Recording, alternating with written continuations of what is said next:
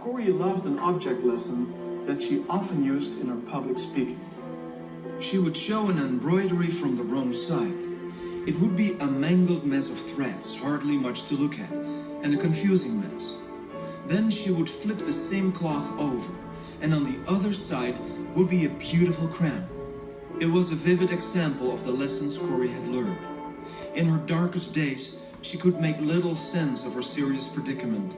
But in the end, it was God's way of weaving into her being the crown of life. Things were in fact very clear to God.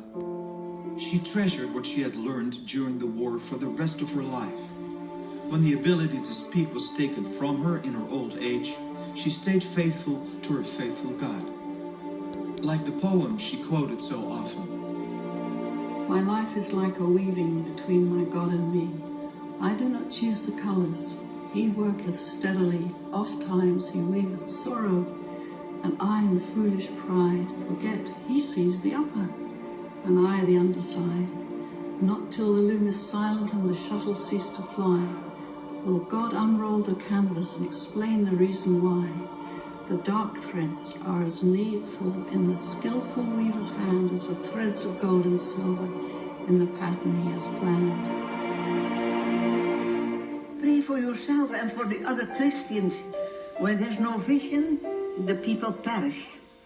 And we all know that we live in a time now that there is a great darkness and fog over the whole world. And the great joy is when we have the Word of God, we can see the things as it were from God's point of view. Look around and be distressed. Look within and be depressed. Look at Jesus and be at rest.